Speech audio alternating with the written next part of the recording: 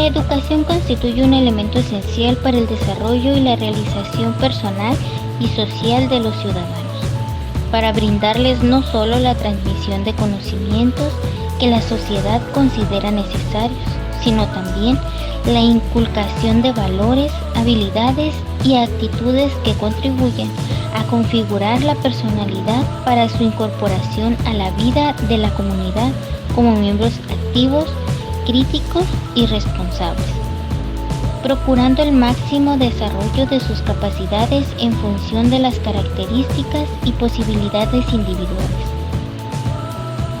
En las antiguas culturas primitivas se abandonaban y dejaban morir a los niños deformes o discapacitados, como ese entonces eran llamados. En algunas sociedades de la antigüedad, el destino de la persona con discapacidad era la muerte. Era normal el infanticidio cuando se observaba anormalidades en los niños y niñas. Si eran adultos, se los apartaba de la comunidad, se los consideraba incapaces de sobrevivir una experiencia acorde con las exigencias sociales establecidas, por lo que con el paso del tiempo se convencieron de crear a fines de que se establecieran normas de atención hacia los diferentes, la educación especial, la cual consiste en un conjunto de didácticas, intervenciones y herramientas especializadas que tienen como objetivo favorecer el aprendizaje y fortalecer las trayectorias escolares de las personas con discapacidad. Contrario a lo que se piensa, la educación especial no es para personas especiales. Lo especial o especializado son las intervenciones que se realizan.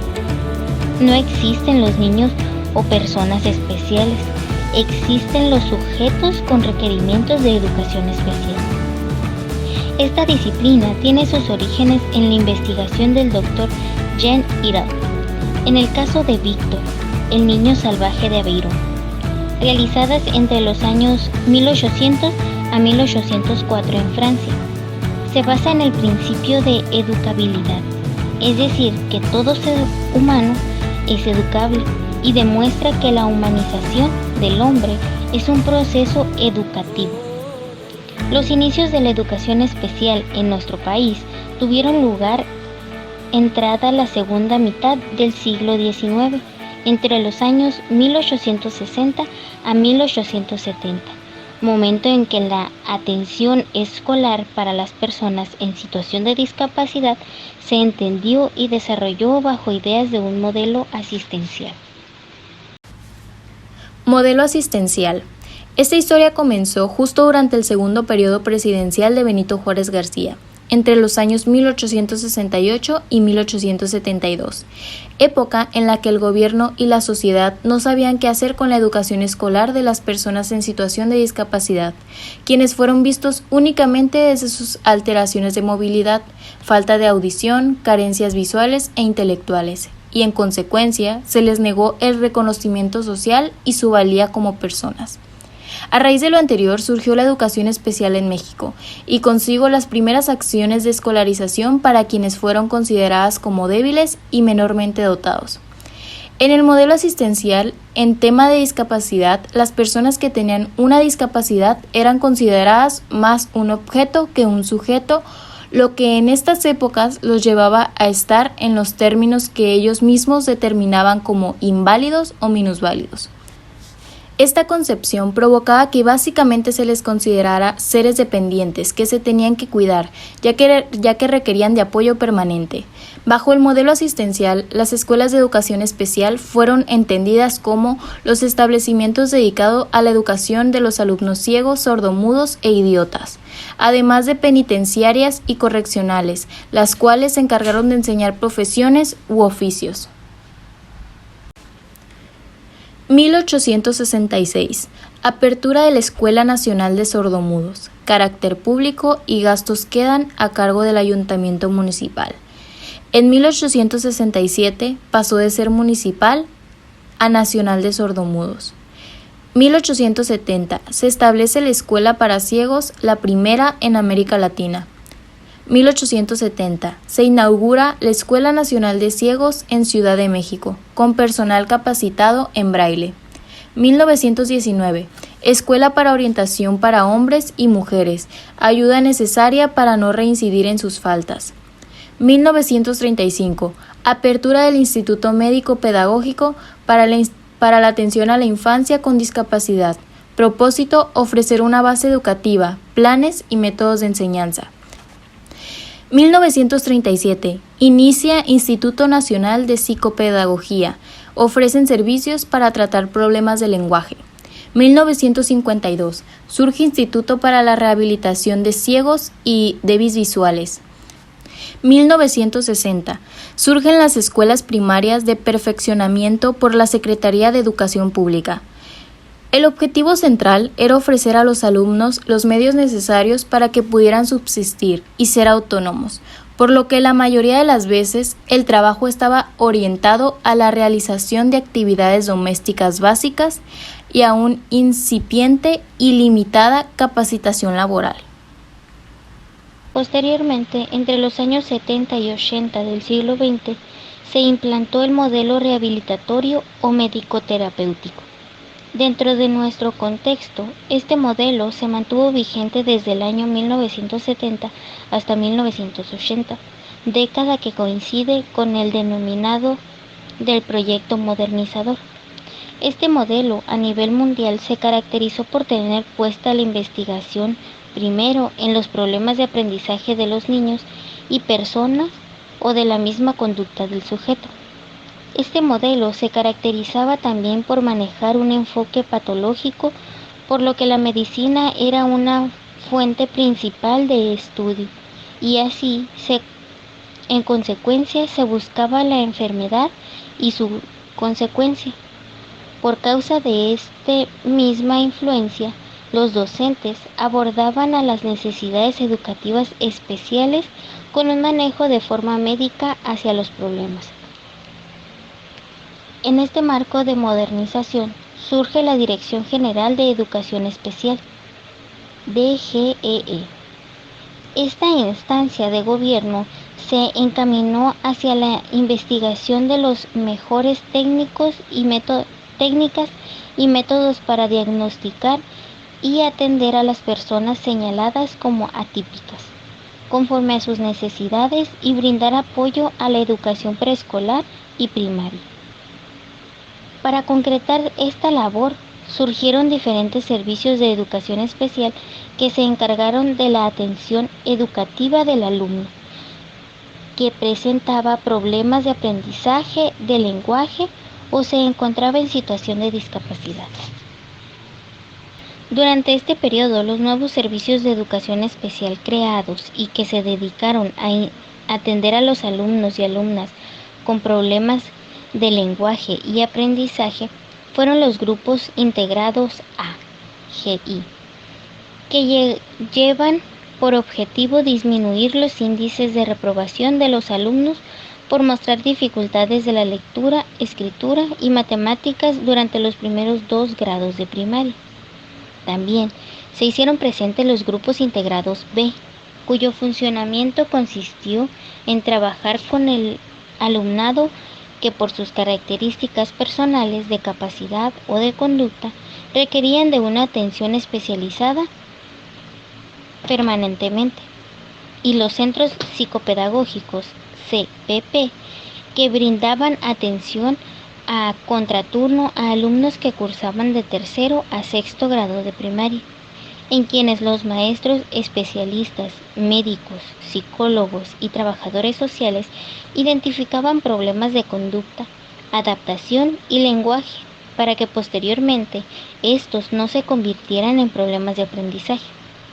Además de los GI y los CPP, también fueron creados los Centros de Rehabilitación y Educación Especial, CREE, como respuesta a la demanda nacional de atención rehabilitadora y educativa para los niños en situación de discapacidad visual, auditiva e intelectual.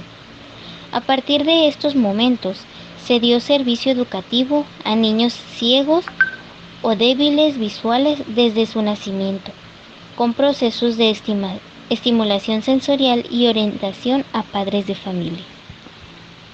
El tercer modelo de atención se inscribió desde una mirada psicogenética pedagógica para los sujetos con discapacidad entre los años de 1980 a 1990. La DGE extendió la atención escolar a personas con trastornos visuales, intelectuales, en la audición, el lenguaje, la conducta y el movimiento. En consecuencia, fundamentó sus programas de trabajo en un pensamiento psicogenético, creó nuevos servicios de educación especial y fortaleció los ya existentes dentro de las escuelas primarias para mejorar el apoyo brindado. De esta perspectiva, la DGE trazó y perfiló el nuevo actuar profesional de los servicios y maestros de la educación especial. A partir de los años 80, la educación escolar, para quienes la SEP consideraba como atípicos, llevó y persiguió esencialmente un carácter integrador y normalizador. Permite la participación de profesionistas de otras disciplinas. Además, de acuerdo con las demandas específicas hechas por sus alumnos, se diseñaban objetivos específicos, programas adicionales o complementarios individualizados que eran implementados con carácter temporal o permanente dentro de las mismas escuelas de educación regular o en espacios destinados a brindar servicios de apoyo.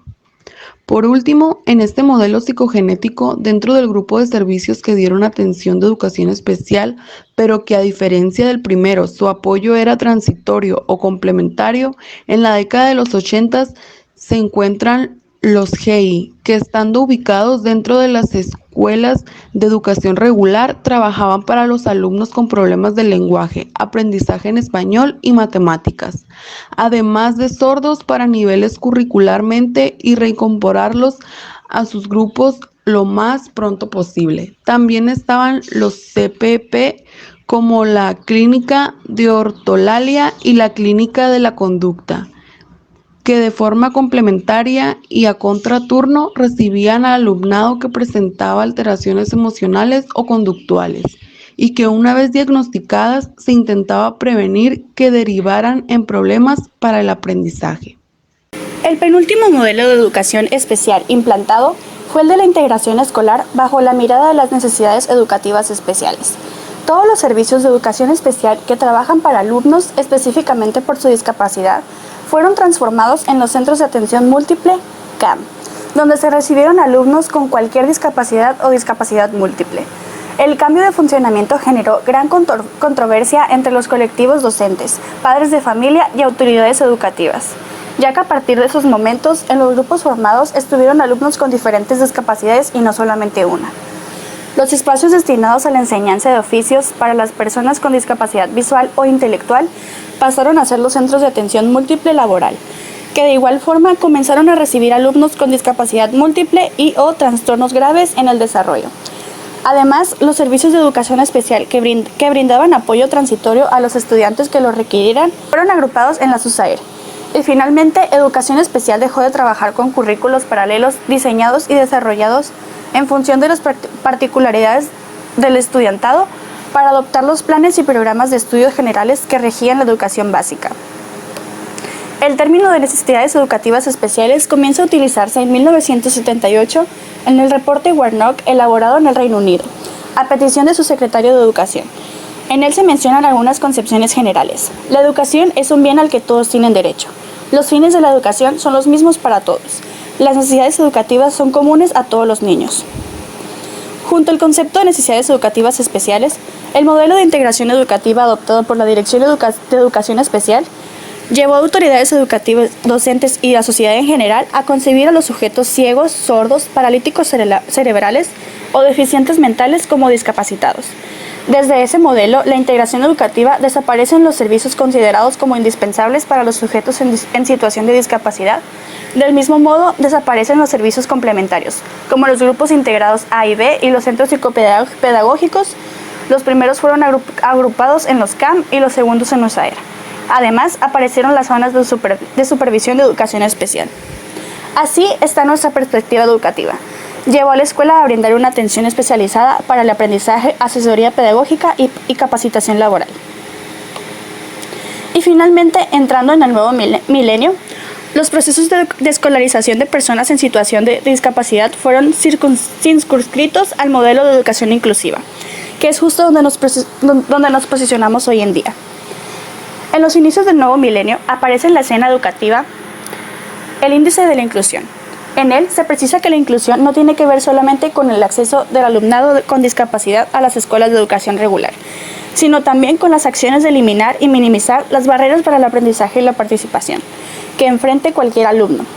Se afirmó que las BAP pueden estar presentes por un lado en la escuela y por otro en la sociedad en general, como expresión de la falta de reconocimiento de la diversidad como un elemento inherente a los ámbitos de educación y social. Desde el enfoque de la inclusión se sigue entendiendo a los sujetos como discapacitados, pero se reconoce que la discapacidad no es inherente al individuo, sino que ésta es producto de ponerlo en una situación de vulnerabilidad. Por otra parte, ya no se mencionan los discursos a alumnos que presentan necesidades educativas especiales. Y sí, se habla de personas que enfrentan a las barreras para el aprendizaje y la participación.